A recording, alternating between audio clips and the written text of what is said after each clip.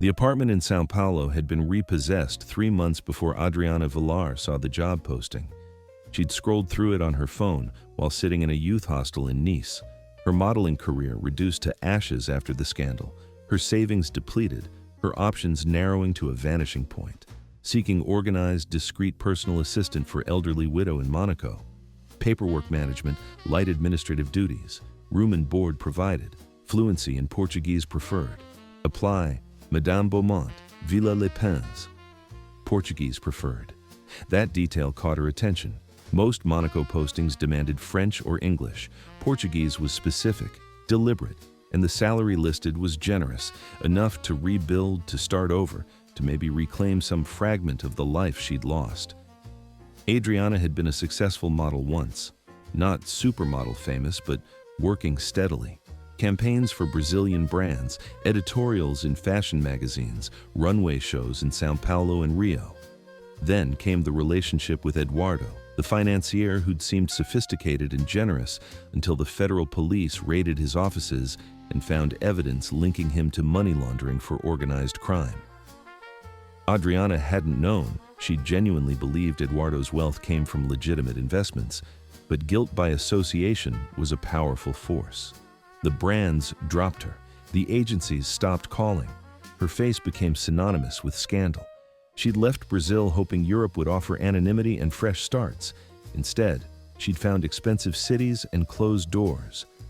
Until this posting. The Villa Les Pins sat on a cliff overlooking the Mediterranean, accessible by a private road that wound up from Monaco's port district. Adriana took a bus as close as she could, then walked the final kilometer, her single suitcase bumping against her leg. The villa was Belle Epoque architecture. Pale stone, elaborate ironwork, gardens that must have been magnificent once, but now showed signs of elegant neglect. A woman in her 60s answered the door. Severe gray suit, hair pulled back, expression guarded. "You're the Brazilian who called about the position?"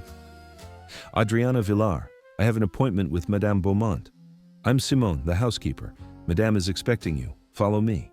The interior was museum quiet, filled with antiques that whispered of old money. Simone led her through a drawing room hung with impressionist paintings, down a corridor lined with photographs showing Monaco in its golden age, to a sun-filled conservatory where an elderly woman sat surrounded by papers. Madame Beaumont was perhaps 80, thin as a bird, with white hair perfectly coiffed and eyes that were startlingly sharp behind gold-rimmed glasses. She studied Adriana with an intensity that felt like being inventoried. "Sit," she said in Portuguese, her accent carrying the music of Lisbon. "Simone, leave us." When they were alone, Madame Beaumont gestured at the papers surrounding her. "My late husband was French, but I am Portuguese. From Cascais originally, though I haven't returned in 60 years. When I die, no one will speak my language here. That's why I want someone who understands these documents properly. They're in Portuguese, French, English, sometimes Italian. A polyglot disaster." "What kind of documents?" Adriana asked. "Financial records. My husband, Henri, was an investment banker. He managed money for various clients over 50 years. When he died 3 years ago, he left boxes of records that I've been trying to organize. The task is overwhelming. I need someone to create a system, digitize important papers, help me understand what I actually have." It seemed straightforward. Administrative work, organizing an old banker's files. "I can do that. I'm good with systems." "Why did you leave Brazil?" The question was sharp, probing. Adriana had prepared for this. "A relationship ended badly. There was a scandal. I wasn't involved in anything illegal, but the association damaged my career. I needed a fresh start." Madame Beaumont nodded slowly. "Scandal is instructive. It teaches you who people really are. Henri used to say that you never know someone's true character until their reputation is threatened." She stood with effort, leaning on a cane. "The position includes a room on the 3rd floor, meals, and the salary we discussed. You'll work Monday through Friday, 9 to 5. Weekends are yours. I value privacy and discretion above all else. What happens in this house stays in this house. Can you agree to that?" "Yes, madame." "Then welcome to Villa Les Pins. Simone will show you to your room. We begin tomorrow." The room was small but beautifully appointed, with a balcony overlooking the sea. Adriana unpacked her meager belongings, a few clothes, some books, the laptop that was her most valuable possession, and tried to ignore the feeling that she'd just accepted more than a simple administrative job. The next morning, Madame Beaumont led her to what she called the archive room, a former bedroom now filled with filing cabinets, boxes, and stacks of papers that reached waist-high in some places. Henri was meticulous about documentation, Madame Beaumont explained. Every transaction, every client, every movement of money, he recorded it all. After he died, I found these files in his office safe. Most are decades old, some recent. I don't understand half of it, but I feel I should preserve it somehow. Adriana surveyed the chaos. Where should I start? Chronologically seems sensible. The oldest files are in those cabinets. Start there, create a digital inventory, note anything that seems significant. She paused.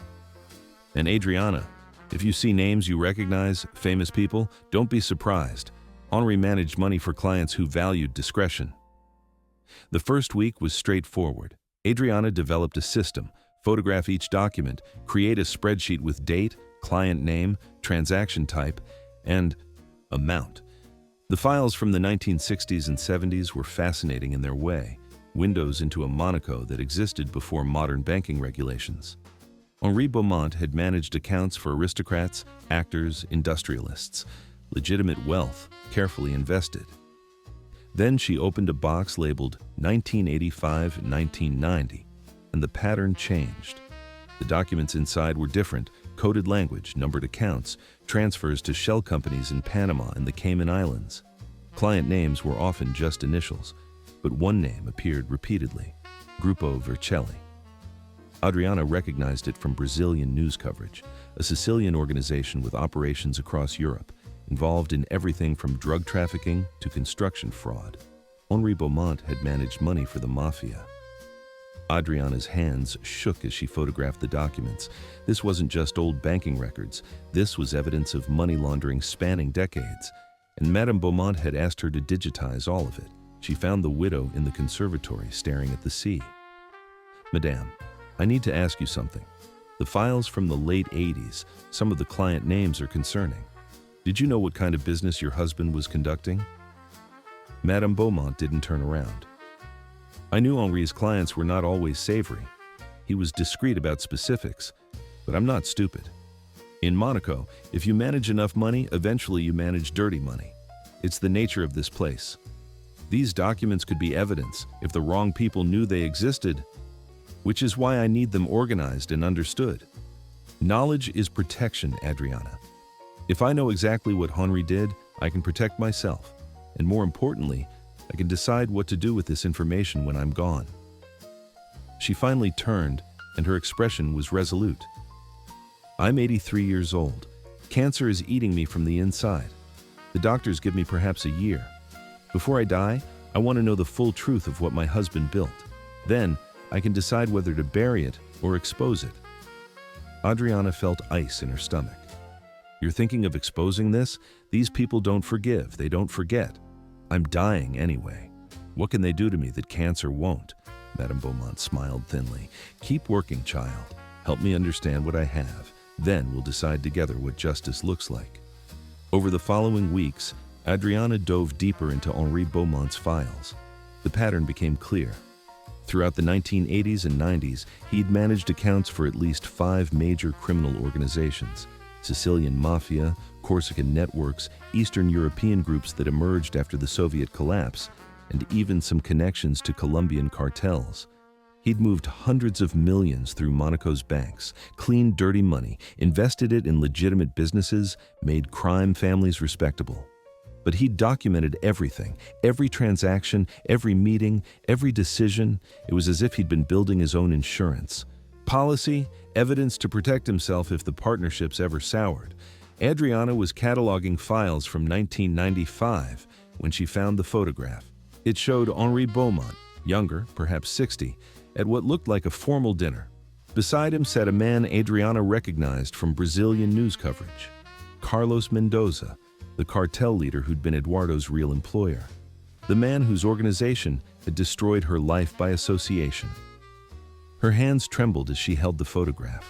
Henri Beaumont had worked with the same people who'd ruined her. The coincidence felt impossible. She took the photograph to Madame Beaumont. "Did you know this man, Carlos Mendoza?" The widow studied it carefully. "I remember that dinner, 1995, Monaco Grand Prix weekend. Henri often entertained clients during the race. This man, Mendoza, was particularly demanding. Henri didn't like him, but the money was significant." She looked at Adriana. "Why do you ask?" "Because 3 years ago I was dating a man who worked for Mendoza's organization. I didn't know at the time. When everything collapsed, my career went with it. I left Brazil because of him." Understanding dawned in Madame Beaumont's eyes. "So you have your own reasons for wanting these people exposed." "I want to understand why my life was destroyed. If there's information here about Mendoza, about his network, yes, I want to see it. Then keep digging, but carefully. These files have weight. They pull at the world in ways we can't always predict." Adriana spent the next month specifically tracking Mendoza's dealings. Henri had managed 3 separate accounts for the Brazilian's network between 1994 and 2002, moving approximately $200 million through Monaco. The money had been invested in real estate, luxury hotels, technology startups. All of it now legitimate, clean, untraceable back to its criminal origins, except through Henri's meticulous records. She was so focused on Mendoza that she almost missed the other pattern. Files from 2015-2018 showed a new client, coded only as LR. The amounts were staggering. Nearly €500 million moved through accounts Henri controlled. But unlike earlier files, these included something new.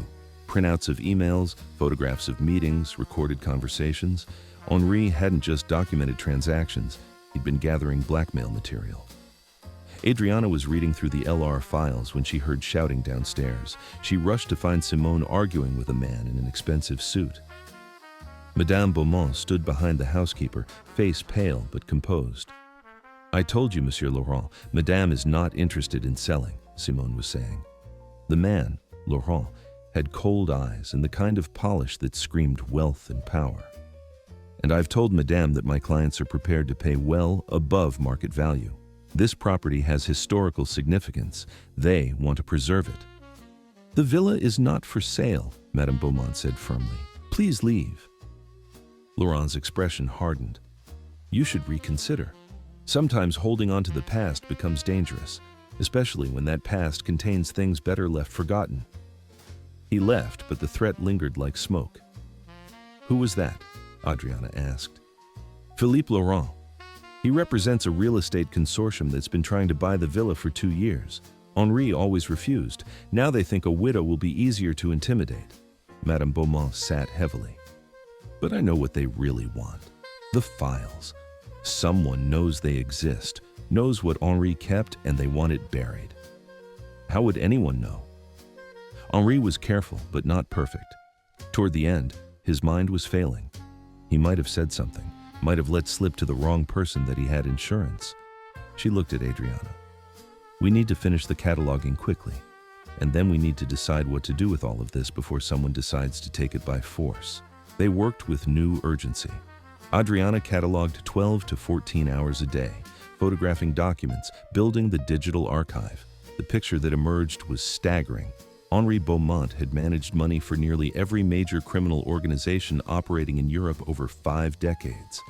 The files represented a roadmap of organized crime's financial infrastructure. 3 weeks after Laurent's visit, Adriana found the final piece, a file from 2018, just months before Henri died, labeled simply Insurance. Inside were summaries of every major client, every significant transaction, with enough detail to destroy dozens of criminal networks and implicate hundreds of corrupt officials. And at the bottom, a letter in Henri's handwriting addressed to Madame Beaumont. "My dearest Veronique, if you're reading this, I am gone. For 50 years I lived in shadows, managing money for people who would kill without hesitation. I told myself I was just a banker, that I wasn't responsible for where the money came from. But I knew. I always knew. These files are my confession and my revenge. They document crimes that reach into the highest levels of European society. Prime ministers, judges, business leaders, all connected to the money I moved. I kept these records to protect us. As long as these files existed, I was too valuable to kill.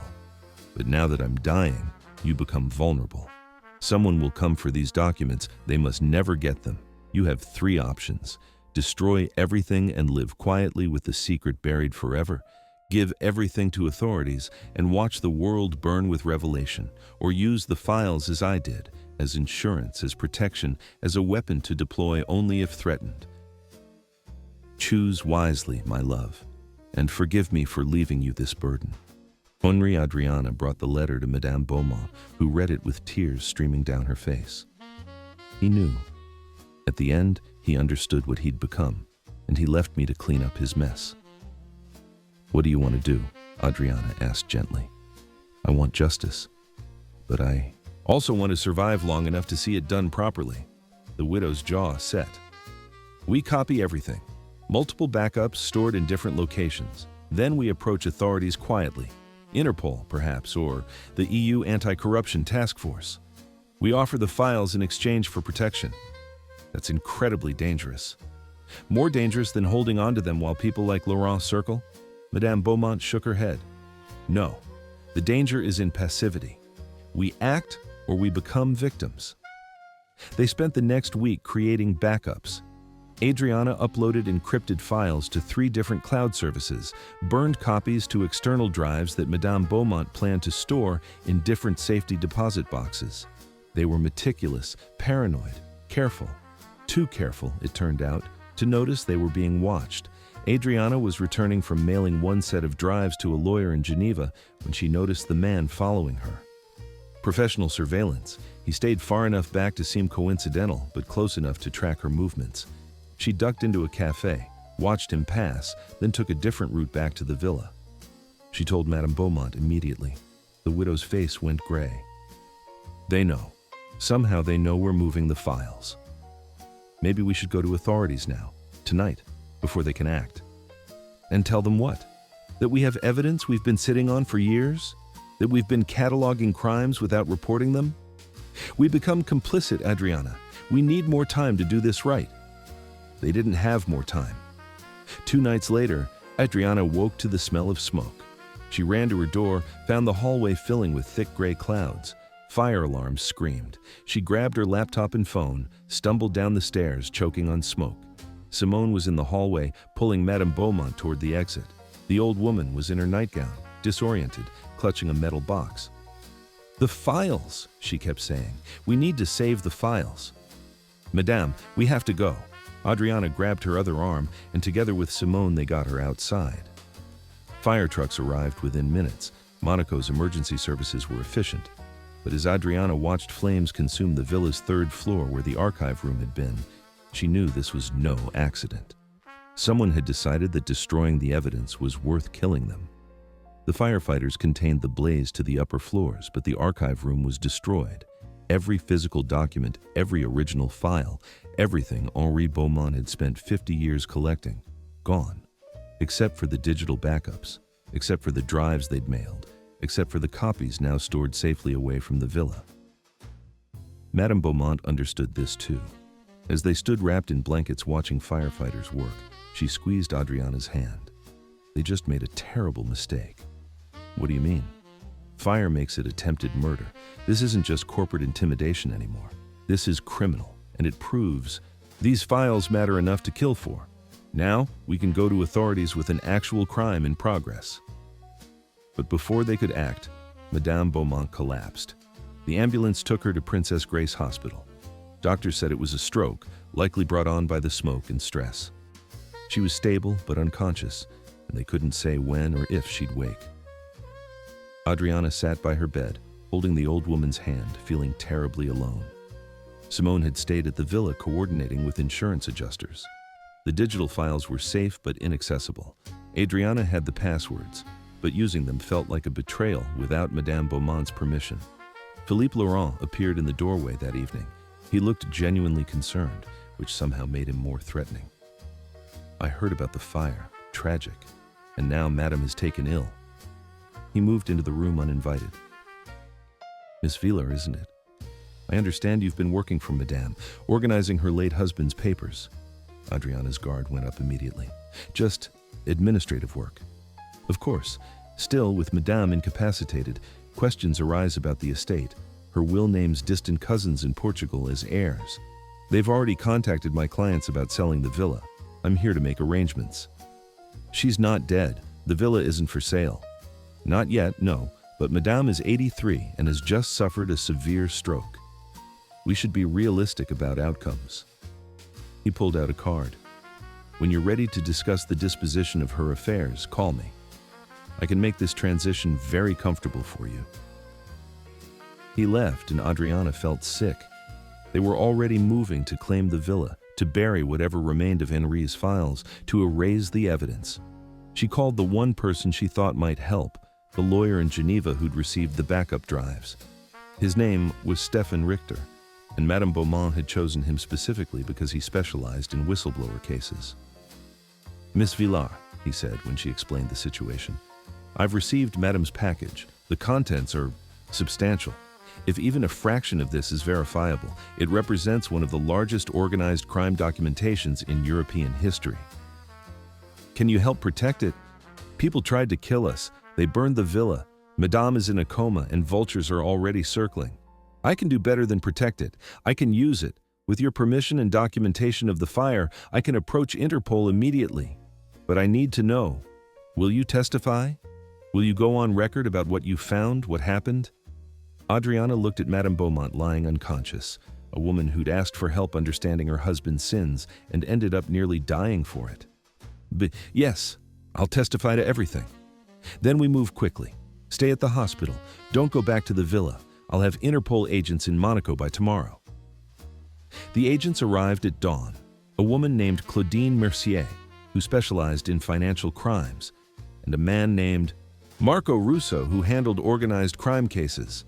They interviewed Adriana for 6 hours, recording everything, documenting the timeline from her hiring to the fire. The backups you created, Mercier said, we need access to those files immediately. Adriana provided passwords, cloud account information, everything. Within hours, they had teams analyzing the data. By evening, Mercier returned looking stunned. This is unprecedented. Henri Beaumont documented 50 years of money laundering for every major criminal organization in Europe. There are connections to politicians, judges, business leaders.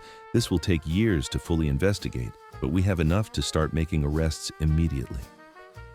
What about protection? Adriana asked. When people realize what's happening, they'll come after everyone involved. You'll be placed in protective custody. Madame Beaumont, too, when she's stable enough to move. We're freezing the villa and its contents as evidence. And Miss Villar, Mercier's expression was grave. You'll likely need to testify at multiple trials. Your life is about to become very complicated.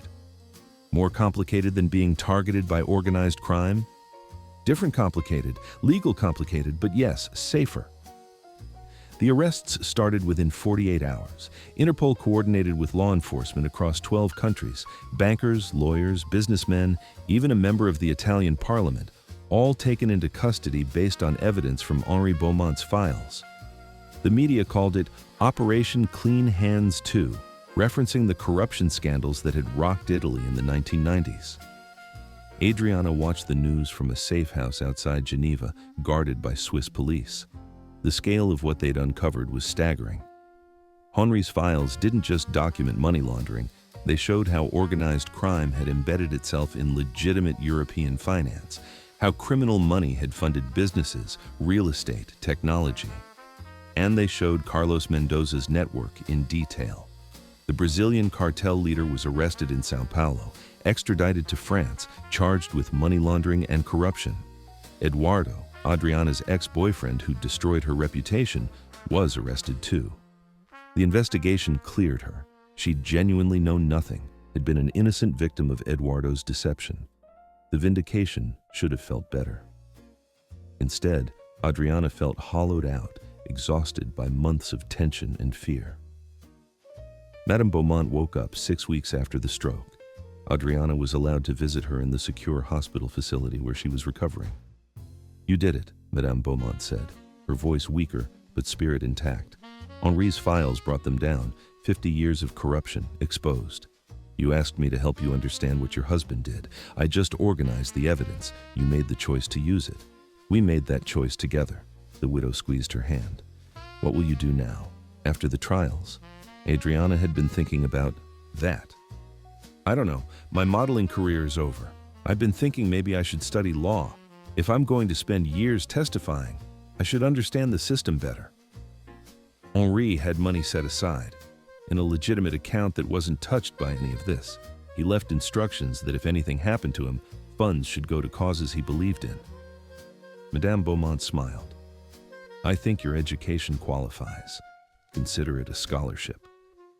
The trials took 3 years.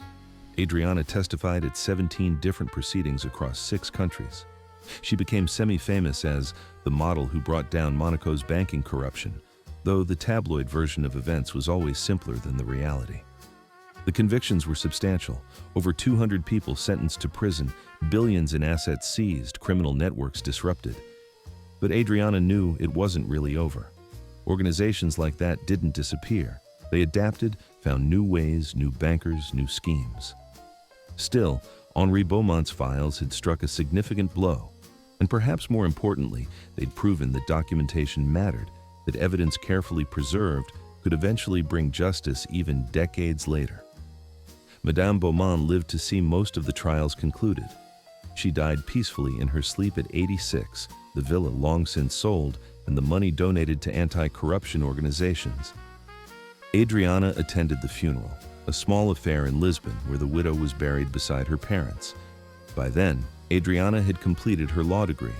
She was working for an NGO that helped victims of financial crime navigate legal systems. The work was fulfilling in ways modeling had never been. She was using her experience, her understanding of how innocent people got caught in criminal networks to help others escape. Sometimes she thought about the naive young model who'd answered that job posting 3 years earlier, desperate for a fresh start. That woman had wanted to escape her past, to pretend the scandal had never happened. Instead, she'd ended up confronting it directly, helping expose the very networks that had destroyed her Brazilian life. The irony wasn't lost on her. She'd come to Monaco running from Carlos Mendoza's shadow. She'd ended up helping put him in prison. Late at night, in her apartment in Geneva where she'd settled after the trials, Adriana would sometimes pull up the digital archive of Henri Beaumont's files. Everything was public record now, evidence in concluded cases. She'd scroll through the documents she'd once cataloged, remember the weight of discovery, the fear of being hunted, the strange partnership with an elderly widow seeking redemption. Henri had been right about one thing. Knowledge was protection, but it was also responsibility. Once you knew, you couldn't unknow. Once you understood how systems of corruption worked, you couldn't pretend they were invisible. Adriana had spent her modeling career being beautiful for cameras, playing a cheta role, being whatever brands needed her to be. She'd lost that career because of accidental proximity to crime. But in losing it, she'd found something more substantial, a purpose built on truth and documentation, on the patient work of building cases and seeking justice. The Monaco client had hired her to organize papers. Instead, she'd helped organize evidence that changed European law enforcement. It wasn't the restart she'd imagined when she'd answered that posting. It was something stranger, harder, more meaningful. Some mornings, Adriana would stand on her balcony looking toward Monaco, invisible beyond the mountains, but present in her memory. The Villa Les Pins was gone, demolished after the fire, the lot now home to a modern apartment building. Madame Beaumont was dead. Henri's files were sealed in government archives, but the impact remained. Criminal networks dismantled, corruption exposed, laws strengthened, and one Brazilian model who'd accidentally become a witness to 50 years of financial crime, who'd learned that administrative work could be revolutionary, that organizing papers could topple empires. She'd come to Monaco seeking escape. She'd found purpose instead. That was worth more than any modeling contract, more than any career she'd lost. It was a life rebuilt on truth rather than image, on substance rather than surface. The young woman who'd arrived at Villa Les Pins with one suitcase and desperate hope was gone. In her place was Adriana Villar, lawyer and advocate, keeper of secrets that had changed the world, someone who understood that the most important battles were often fought not with weapons, but with documentation, not with violence, but with evidence carefully preserved and courageously revealed. That was the real story of the Monaco client. Not a thriller about missing money and international intrigue, though it was that too, but a story about transformation, about how one woman's willingness to see clearly, to document honestly, to choose courage over safety, had helped expose decades of corruption, about how the past, properly documented, could change the future. Madame Beaumont had asked her to organize papers. Adriana had organized justice instead, and in doing so, had organized her own life, built something purposeful from the ruins of scandal, created meaning from chaos, transformed herself from victim to victor. The files were sealed now. The villa was gone. But the work continued. Adriana worked every day with victims of financial crime, helping them navigate the same systems that had once overwhelmed her, using the knowledge she'd gained from Henri Beaumont's documentation to help others find their own justice. Sometimes, survivors of crime asked her how she'd gotten through it, how she'd managed to testify at 17 trials, to face down defense attorneys hired by billionaires, to maintain her composure when her past was dissected in open court. She always gave the same answer. I had help from a woman who was brave enough to expose her husband's sins, and I learned that the truth, properly documented and courageously shared, is more powerful than any amount of money or intimidation. That was the legacy of the Monaco client. Not just the convictions and seized assets, but the proof that regular people, a Brazilian model and an elderly widow, could stand against massive corruption and win. Not perfectly, not without cost, but win nonetheless.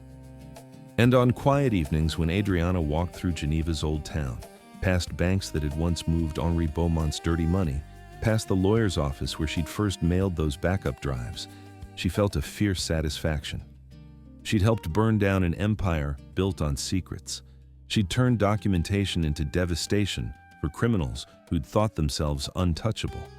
That was worth more than any modeling career. That was worth everything.